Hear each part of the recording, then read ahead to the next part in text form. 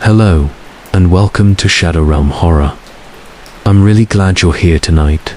These stories are meant to help you slow down, relax, and ease into sleep, while maybe feeling just a little uneasy at the same time. The kind of fear that doesn't jump out at you, but lingers quietly in the back of your mind. Before we begin, I just want to say thank you for listening. It genuinely means a lot. And if you find yourself coming back to Shadow Realm Horror often, consider subscribing. Most people listening right now aren't subscribed, and it's a small thing that really helps this channel grow. There will be minimal ads, usually after the first few stories, so you can settle in without interruption. Now, get comfortable. Turn the lights down if you can, and let me tell you about some things that happened to me. Things that still don't fully make sense, even years later. I'll start with something that happened when I was 19 at the time. I was working late shifts at a grocery store just outside my town. It wasn't a big city, more like a stretch of suburbs that bled into farmland if you drove far enough. My shift usually ended around midnight, sometimes later if we were short-staffed. I didn't mind the hours. The drive home was quiet, and I liked the feeling of having the road to myself. That night felt no different at first. I remember locking the store doors, waving goodbye to the night manager, and walking across the parking lot toward my car. The air was cool and still, the kind of quiet that feels clean. My car was parked near the edge of the lot, under a light that flickered just enough to be annoying. As I unlocked the door, I noticed a sedan idling near the far exit. Its headlights were off, but the engine was clearly running. That didn't immediately scare me. People waited in their cars all the time. Maybe someone picking up a friend. I got in, started my engine, and pulled out. The sedan pulled out right after me. Again, nothing strange. We were both heading toward the same road. But when I made the first turn onto the two-lane highway that led out of town, the sedan stayed right behind me. Not close enough to tailgate, but close enough that its headlights filled my rearview mirror. I drove for a few minutes, trying not to think about it. Then I took a turn I didn't need to take. It was a quiet residential street that curved through a half-finished neighborhood. No streetlights yet, just dark houses and empty lots. I told myself I needed gas and that there was a station up ahead, even though I knew that wasn't true. The sedan turned with me.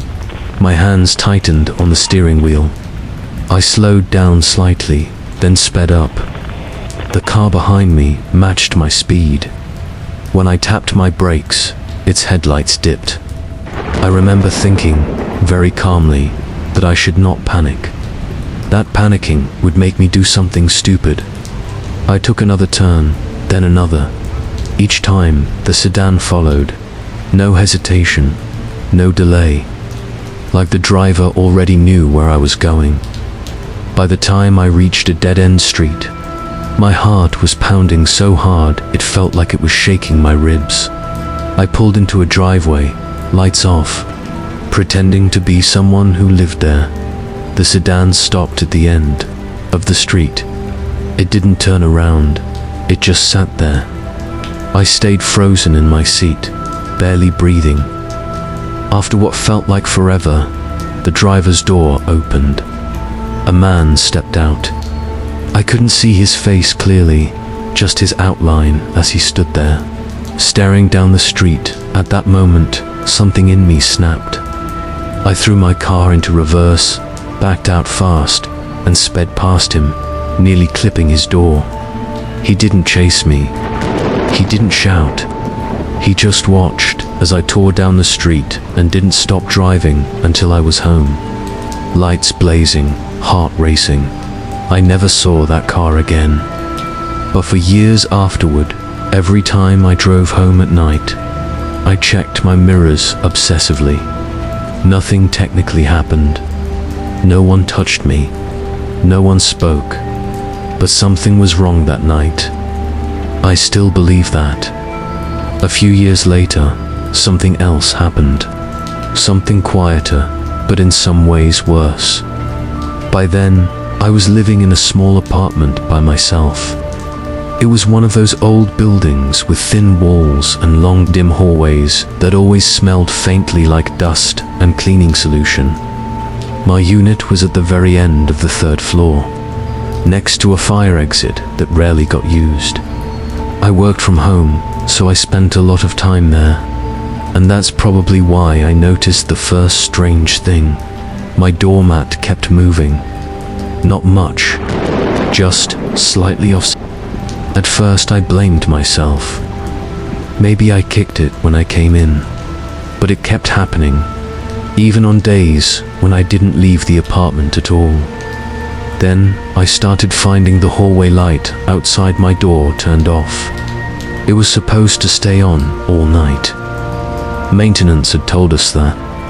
But some mornings, when I opened my door, the hallway would be dark. I told myself someone else must be flipping the switch. Maybe kids. Maybe a neighbor who liked the darkness. Then, one evening, while I was cooking dinner, I heard a soft sound from the other side of my door. It sounded like breathing. I stood there, holding a wooden spoon, listening.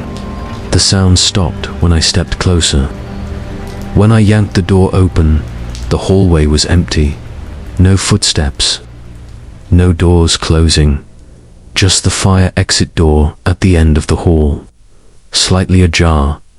After that, I started checking my peephole before opening the door. Most of the time, there was nothing there. But once, very briefly, I saw a man standing too close to the door. So close that I could only see part of his jacket and his shoulder. I didn't open the door. I waited in silence for over an hour. When I finally looked again, the hallway was empty. A week later, I found a note taped to my door. No name, no explanation. Just 3 words written in messy handwriting. I hear you. I moved out a month later without telling anyone in the building where I was going. I still don't know who that man was or what he wanted. And sometimes, when I'm alone at night, I still think about how long he might have been standing outside my door, listening. Years after that, I went on a road trip by myself. I needed the time alone. I told people it was for the scenery, but really, I just wanted space. I was driving through a long stretch of rural highway, late at night when I realized I hadn't seen another car in almost half an hour. No radio signal, no cell service, just road and darkness. That's when I noticed headlights behind me. They stayed far back at first. Then slowly, steadily, they got closer. No matter how fast I went, they matched my speed. When I slowed down, they slowed too. I considered pulling over, but something about the way those lights hovered behind me made my stomach twist. Eventually, I saw a rest stop sign ahead. Relief washed over me. I signaled and pulled in. The car behind me followed. The rest stop was empty. No building, just a few parking spaces and a bathroom that looked like it hadn't been cleaned in years. I stayed in my car, engine running. The other car parked across from me. Its lights stayed on, minutes passed. Then the driver's door opened. I didn't wait to see who it was. I slammed my car into gear and sped back onto the highway. In my mirror, I saw the headlights swing around and follow me again. This went on for miles. My hands were numb from gripping the wheel. My mouth was dry. I kept thinking about what would happen if my car broke down, or if I made one wrong turn. Finally, just as suddenly as it started, the headlights faded. The car slowed, then turned off onto a dirt road and disappeared into the dark. I drove until dawn to this day. I don't know why that car followed me. I don't know what would have happened if I'd stayed at that rest stop. But sometimes, late at night, when I'm driving alone, I still feel that same tightness in my chest, like I'm being watched. There are more moments like that, smaller ones, things that didn't lead anywhere but still refuse to leave my mind. A man standing too close behind me at an ATM who didn't use the machine. Footsteps matching mine on an empty beach at night. Stopping when I stopped. A motel door handle rattling softly at 3 in the morning, followed by silence. None of these moments ended in violence. None of them made the news. But they changed how I move through the world. How I lock my doors. How I trust my instincts. The scariest part isn't knowing what someone wanted. It's knowing that sometimes you never find out. And that's what makes it hard to sleep. This next story happened a few years after all of that. When I thought I'd finally learned how to avoid trouble, I was wrong at the time. I was commuting an hour each way for work.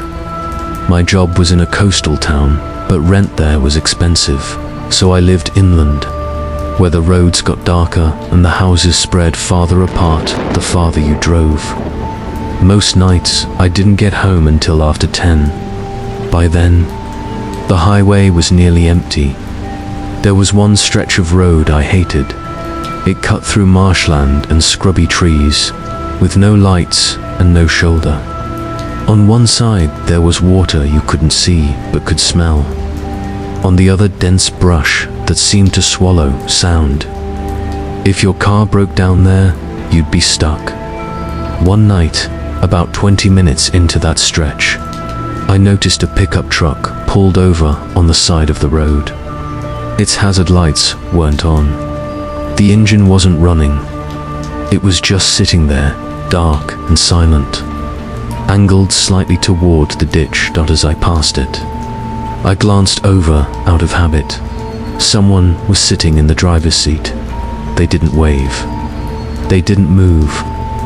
Their head was turned toward the road, like they were watching cars go by.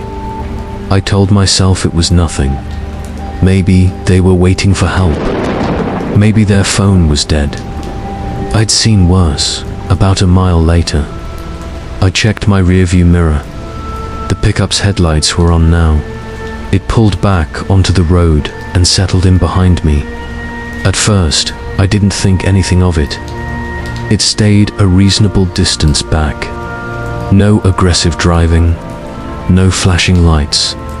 But then I slowed down slightly. So did the truck. I sped up a little. So did the truck. That familiar, sinking feeling started in my stomach. The one that tells you not to overreact, but also not to ignore what your body is telling you. I stayed calm. I told myself to wait, to see what happened. After a few minutes, I signaled and turned onto a side road that led toward a small fishing community. I didn't need to go that way. It would add time to my drive. But there were houses there. People, light. The truck followed. The road narrowed, and the trees closed in again. The houses were spaced farther apart than I remembered. Most of them were dark. A few porch lights glowed weakly through the branches. The truck stayed behind me, steady and patient. I turned again, this time onto a gravel road. The sound of tires crunching on stone filled the car. Dust kicked up behind me. My heart was beating hard now, but my thoughts felt strangely clear. The truck turned too. I knew then that this wasn't coincidence. I considered pulling into one of the driveways, but something stopped me. I didn't want whoever was behind me knowing exactly where I stopped. I didn't want to trap myself somewhere I couldn't get out. So instead, I kept driving. The gravel road ended at a small clearing near the water. There was a boat ramp there, used mostly during the day. At night, it was empty. I slowed, pretending I was unsure where I was going. The truck slowed with me. That's when its high beams turned on. The light flooded my car, washing out my mirrors, turning everything behind me into white glare. I couldn't see the driver anymore, just the shape of the truck and the overwhelming brightness. I felt very small in that moment, very exposed. I pulled over. I don't know why I did that. Maybe part of me hoped it would end the tension. Maybe I wanted to see what they wanted, just so it would stop. I put my car in park, but I didn't turn off the engine. The truck stopped behind me. For a few seconds, nothing happened. Then a door opened. I watched the shadow of someone stepping out, stretching long across the gravel in the headlights. They didn't say anything. They didn't rush toward me. They just started walking, slowly, purposefully. I locked my doors, even though they were already locked. As the figure got closer, I could make out more details. A man, middle-aged, maybe, wearing a jacket that hung loose on him. His hands were in his pockets. He stopped a few feet from my driver's side window. I didn't roll it down.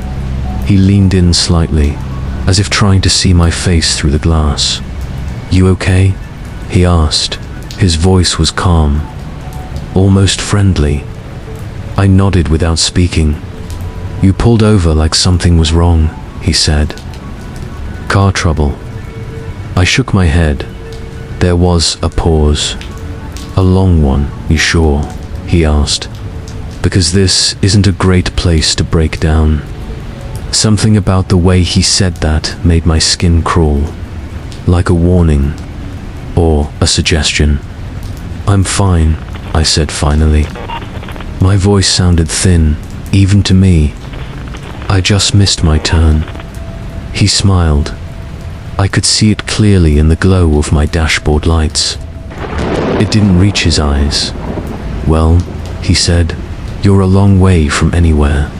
He stepped back, slowly, and looked around the clearing, as if taking inventory. The water, the trees, the emptiness. Then he leaned forward again, closer this time.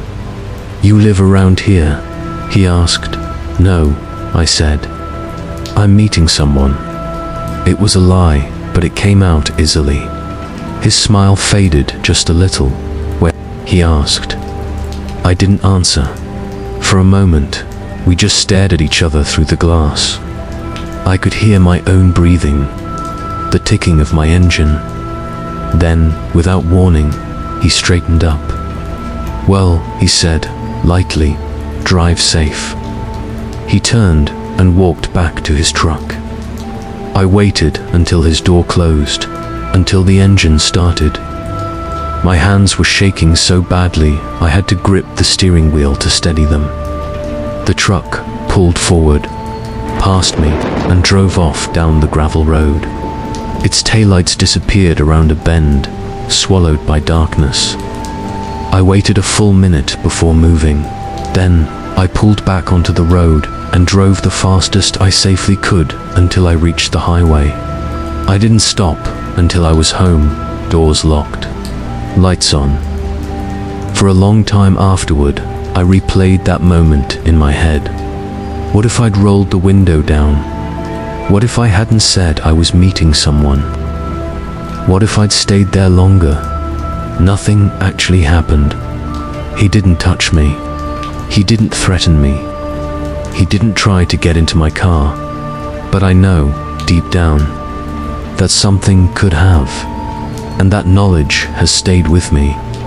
Sometimes, late at night, when I'm driving and I see a car pulled over on a dark stretch of road, I don't stop. I don't even slow down. I just keep going, telling myself that some places are better passed by, without ever looking back.